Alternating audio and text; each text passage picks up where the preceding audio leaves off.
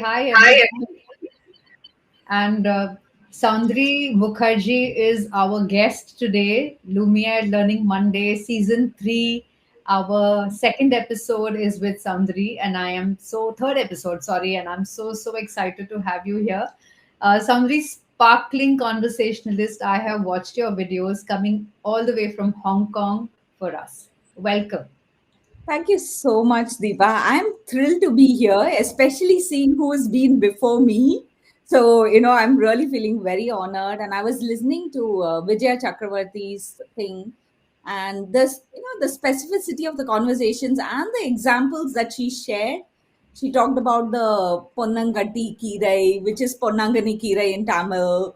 And we use it here, even here in Hong Kong. We get it here. And, some of these specific examples really connect. So it links to my area of storytelling. So I'm very excited. Yeah, yeah. There's a common thread you must have noticed with all the speakers, and that is their ability to tell a mean story. And I think that's what we want to bring to our audience, and because that's what sticks, isn't it, Sandri? Totally. Absolutely. I'm with you on that. So, Sandri, you have been in Hong Kong for a while. So, where were you before? So I was in Bahrain before Hong Kong now for 15 years, and before that in Bahrain for 5.5 years almost.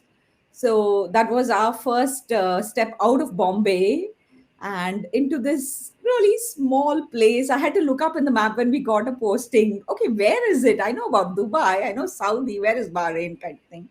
So we were there, but it was a very enriching experience, really going and living in a different culture, different country, getting used to it, and then soaking in whatever the place has to offer.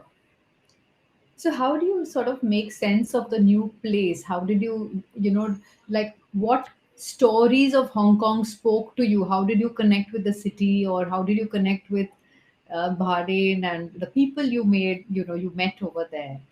Yeah. What stayed? No, I think it's the people absolutely which make the difference. The place is interesting. It's like Hong Kong. I think is very vibrant, just like Bombay kind of a thing, which is where we moved from. So when you reach a new place, the place itself can be very overwhelming, and you take time to look at things and settle down. Sometimes you say, no, no, I will settle down, then I'll do this, then I'll do that.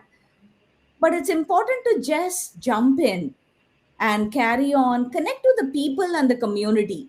And if these are some of these are very expat kind of places, as they call it, so you can just live in your bubble. Yeah. But few things that make a difference are really looking for community engagement, where you can connect and really get to know local very quickly.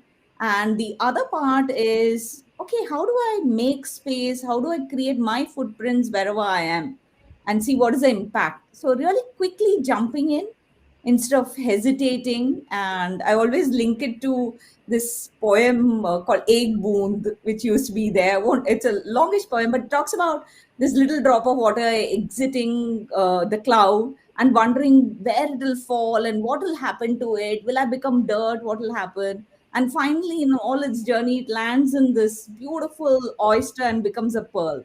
Wow. So, How beautiful. But I am going to get the backstory to that poem and maybe link it when I went to our blog later. I would love to send do it. that. I'll send that to Yeah. you. Someday you and I are, Unilever alums. We didn't know each other then, but you started from IIM Calcutta, and you spent some time at Hindustan Lever, at Unilever at that time before moving out. And you've obviously carried some influence from that experience. So, what shaped you in that sense as a professional?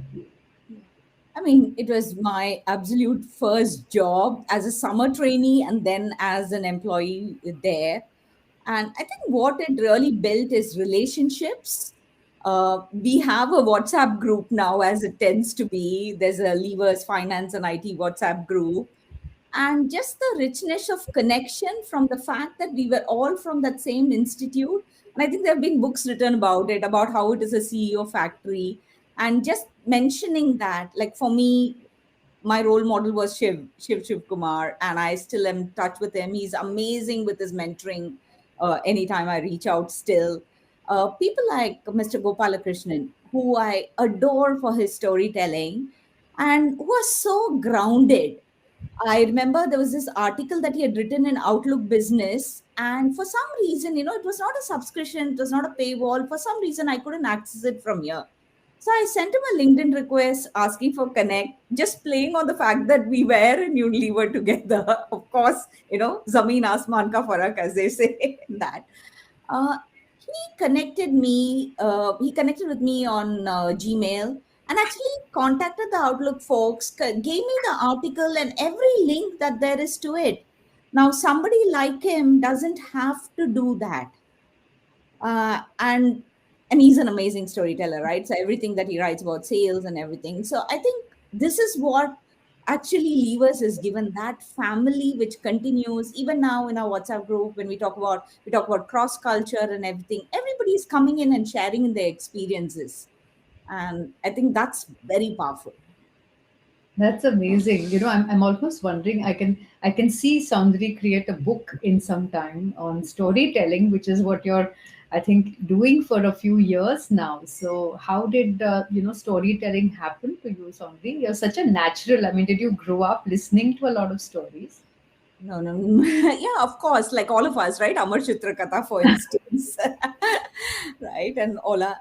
But I mean, I don't think it is something like, one eureka moment or flash or enlightenment or something that happened that I got up and suddenly said, oh, this is a good thing and we should do it at work.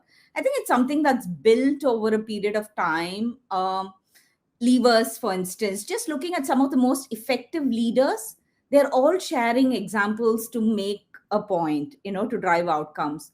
Then, as I was working with clients, I also heard that, things like, oh, some of our leaders are not impactful in communicating change. They're not inspiring with their teams. Our sales folks are not connecting to the clients.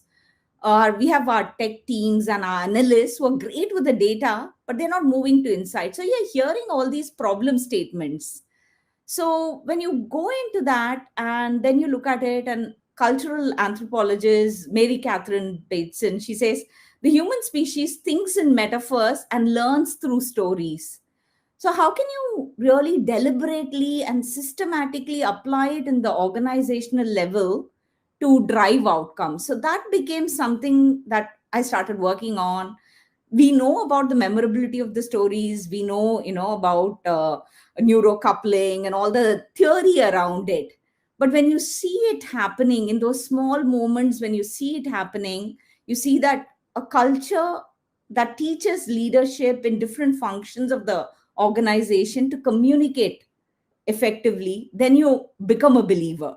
So you can use stories for sales folks, for explaining your strategy, for driving, overcoming your resistance in the organization when you're having those uh, very difficult conversations, when you communicate data, when you move to insights, in interviews, in presentations, everywhere. And this is something that's been happening from before. I was reading this, I think it was an Economist a few weeks back. There was this reply to a column by Bartleby who talked about corporate jargon. And there was in reply, somebody had quoted a C.S. Lewis poem from 1956, talking about always prefer to use the direct word instead of the long, vague one. So don't say things like more people died, just say or don't say mortality rose. Keep it simple. So how can you really cut through the jargon and keep everything which is abstract very simple? So that drove the journey. And some of these are like, um, I was looking at listening to Brand Equity had a conversation with Shankar Mahadevan the other day.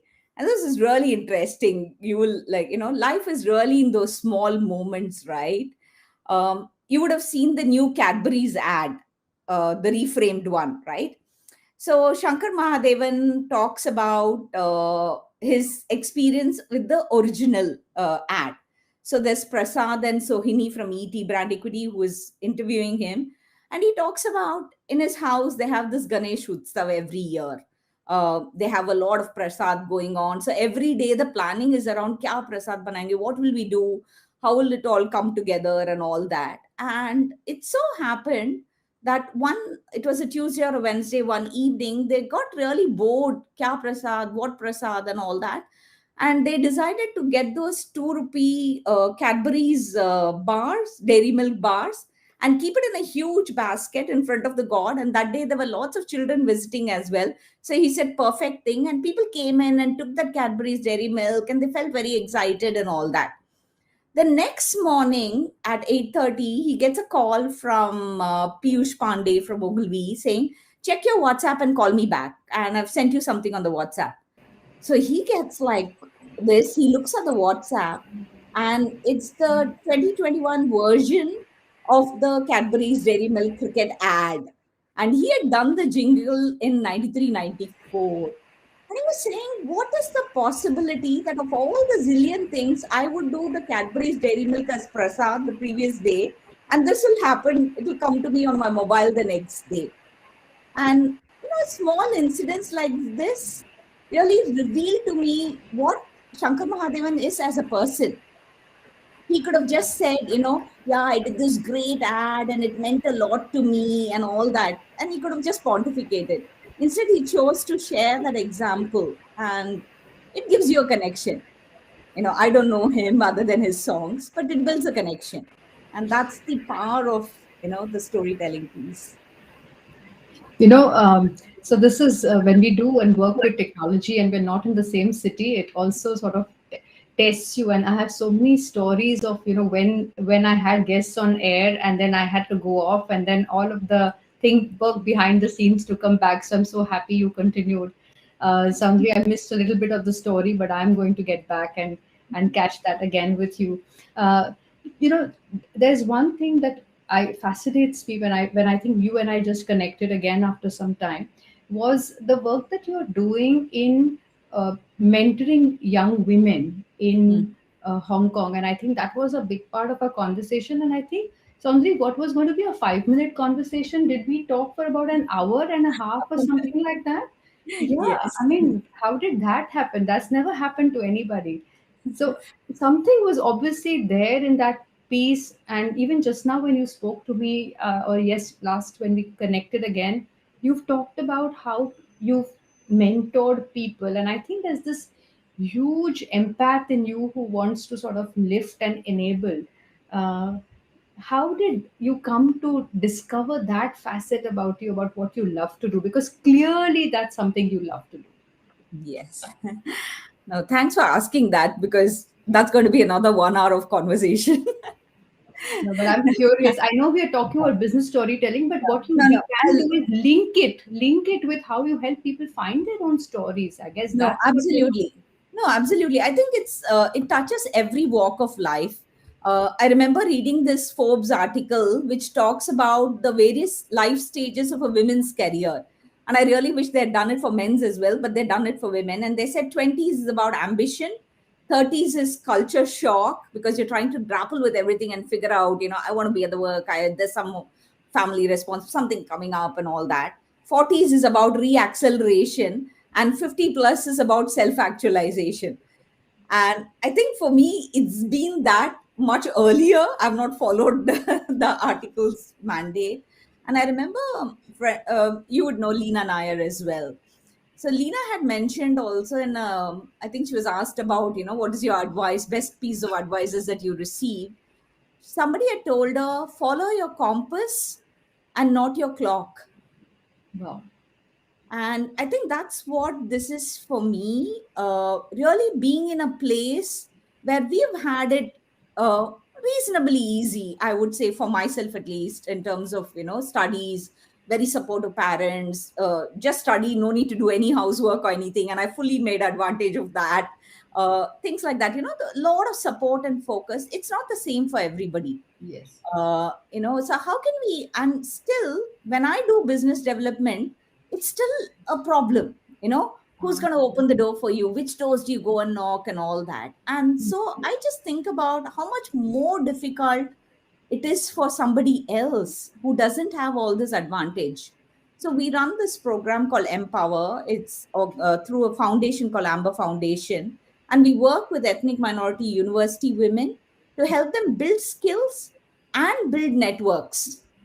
Very Because nice. the skill building will take you up to a point, then you create a platform, you bring the business leaders in and build those connects, and then tell them, definitely empower them to take it forward themselves. Just create all the spaces and then leave it to their initiative and motivation to drive it forward. And we're just going to start the fourth year on October 28th, so I'm very excited for it. So roughly how many women get mentored at a time, Sondri? Yeah, it's so we run it as a skill building and a connecting program, and the Okay. mentorship is really free flow, one on one, as Okay. the pull is, as the call is. We are This batch is going to have around 40 girls, and over the 4 years, it's about 100 girls, 100 plus girls who have been in the program, and so we have an alumni batch. So I was just having lunch 2 days back with a girl who's now got a permanent employment with a law firm, and just hearing her navigate her work life now, how she's grabbed the opportunities and really seized and worked really well, yeah, that is like, absolutely fulfilling. So women and minorities, that's a double whammy. And they say, right, it's like just because you have teeth doesn't mean you can be a dentist. It's sometimes communities like these which are also having to really ask those tough questions, fight for everything on the way. And when they do that from school level, college level, there's that little bit of confidence sapping that happens. And the energy sapping also happens. I mean, how much more will I fight? So I think there should be others fighting for them equally, giving them, so letting them focus on what they need to do, studies wise, career wise, and let others pick up your battles for you. And we Yeah. hope we can do that. Yeah, yeah. And it was very interesting what you said about the storytelling that you do when you try and get doors open for you and the challenges. So, uh, how does how does one sort of make that first step, the first pitch? How do you build and tell your story that is compelling? Big and small stories. So maybe you want to tell some tips. Yeah, yeah, yeah. But before I go into the tips part, I think it is, just having those experiences and living your own story. So your story is already there.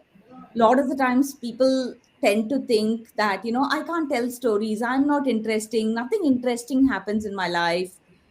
And that's because we think that stories have to be those big bang ones, Hmm. and this is the whole indoctrination that happens because of Bollywood and Hollywood and all that. But in business storytelling, it's the small examples, it's those little moments.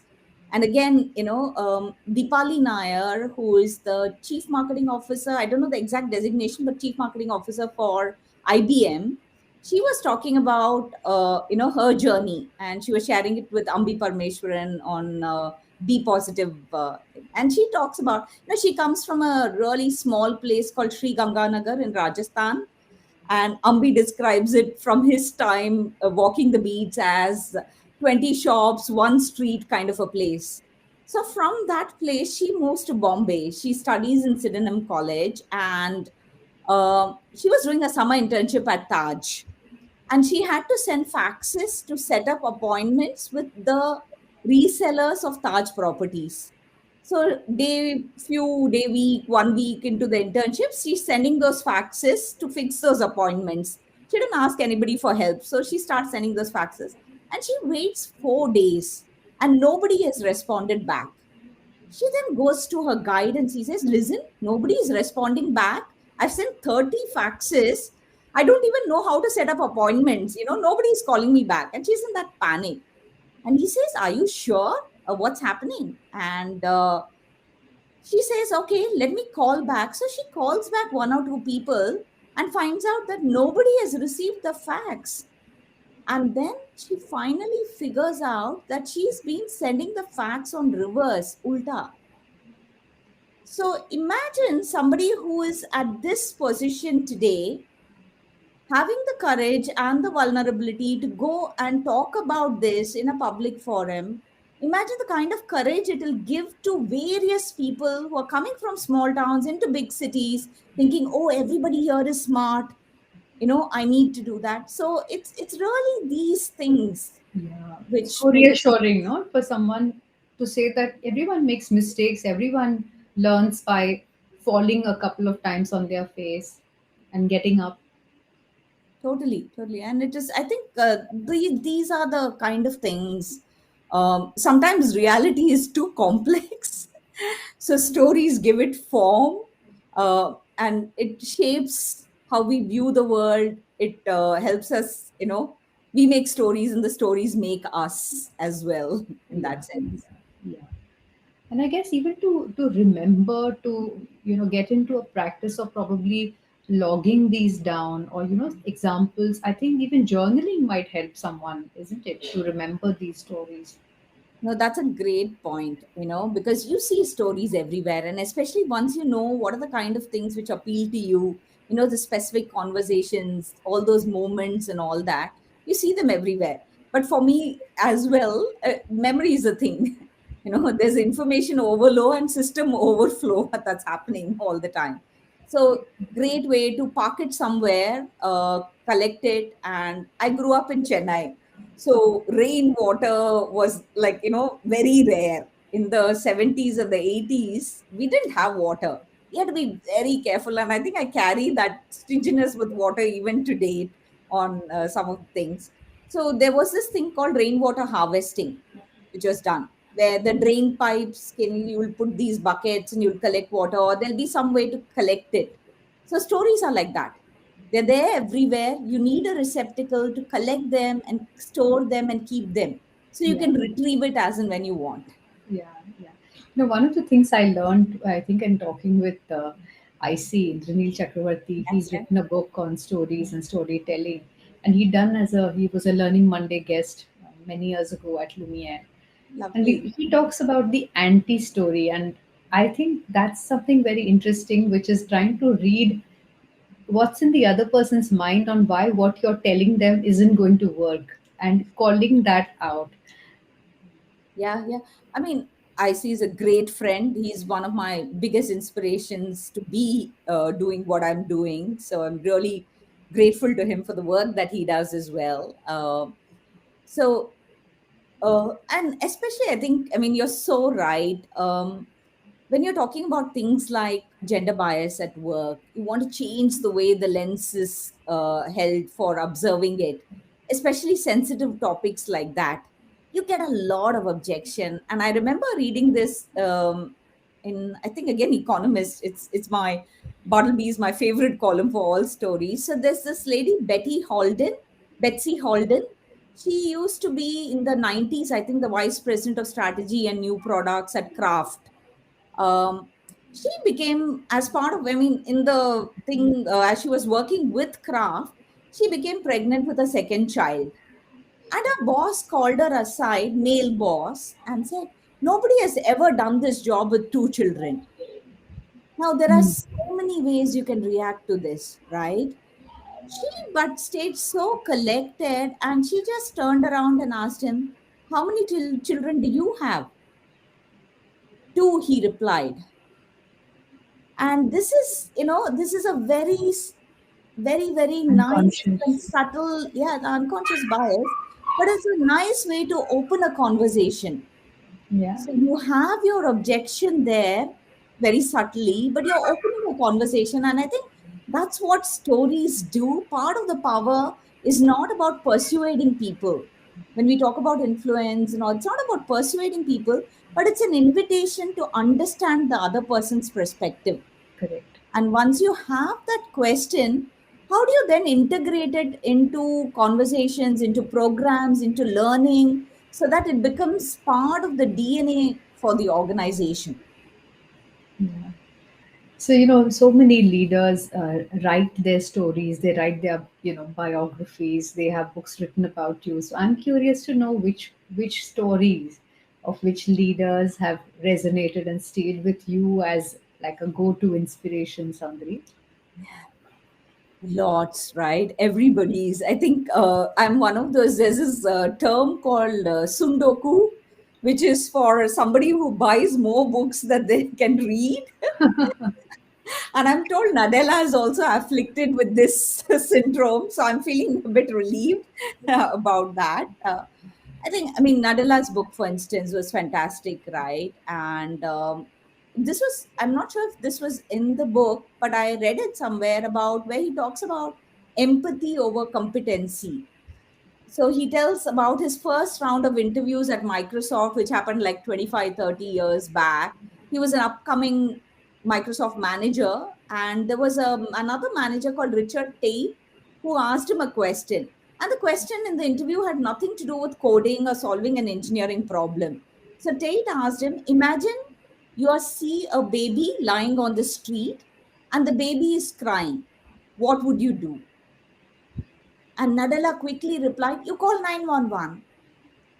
And Tate listened to him, finished the interview, and as they walked out of the office, he put his arm around Nadella and said, you know, you need some empathy. If a baby is lying on the street crying, you pick up the baby first.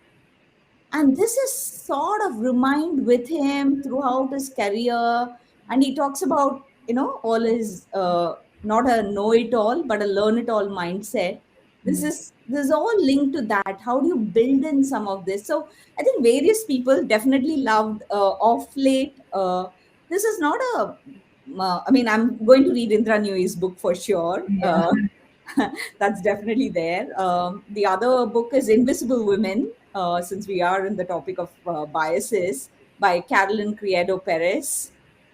Great anecdotes and examples of how systems are designed in a way that there is bias built in. Mm-hmm. So Mm-hmm. you need to look at not just tackling the bias, but look at the system itself on how can you change it. And she talks in a book about this snow clearing operation in Klaskoga in Sweden, where you know the way the snow clearing thing is there. I mean, and I'll share a link to the book and Please. this example. It is really powerful to look at design from a different way. To look at, and we say, right, you can show people all the charts that you want. You won't change their perceptions of the risk or the resulting decisions, but what will change the mind is actually going through an event yourself or having somebody who's gone through those events. Yeah. So when we look at cross cultural, when we look at, you know, when you're driving insights around it, it's all around that. You know, you pick up stories for your mentoring, you teach communication, you teach storytelling. You know, how do you sort of match your stories with your audience in terms of, you know, do you have to sort of, I guess, think extra hard when you're talking to different communities because you are connecting with different types of audiences in your work, Sandri? So tell us a little bit about that consumer centricity that you build into your work. Yeah, no, absolutely. I think we say, I keep saying this, it's ABC, it's audience before content. So audience is the first thing. That's the research that you do, and you are in research, so you like totally get it. I was doing a talk at University of Petroleum and Energy Studies in Dehradun. This was their MBA program. They were having these learning mornings for the business school before the session was starting. And I knew the previous day before my session, Mr. Sodhi, who's the Amul MD, he was going to be speaking. So I really wanted to connect to something that he did. And Amul did a fabulous job, right, during COVID. So this happened in March 2020. Devinder, who was listening to Mr. Modi's announcement about the 21-day lockdown, she immediately called her husband and said, you know, we need, it's going to be panic. We are going to go out of essentials. You need to go quickly to the shop and pick up milk, curd, butter, cottage cheese, everything. So her husband took a 7-minute walk to the nearest milk parlor. He found all the shelves were nearly empty. He picked up the last 2 packs of curd and a pouch of buttermilk, and he came back. And as he was walking back, it struck him, what am I doing? Because this was not any ordinary household. This was Mr. Sodhi's household. He's the managing director of Amul. So he comes back home and he recorded a video which he got his wife to record on a mobile phone saying, if my own family is panicking, what must be the others going through? And he said, it's an essential food item. We are going to focus, it's exempted from lockdown. We are going to focus and ensure that our consumers don't go out of stocks. So by recording it and putting it out and confessing to his own, I panicked. At push comes to shove, I could be the MD of Amul, but I panicked. So he showed his humanness, but he also talked about it. And I shared this with the students. And for them, I think a lot of the message back to say that what a connect it was. We knew him in his role as supply chain manager, as Amul. We got to know him as a person now.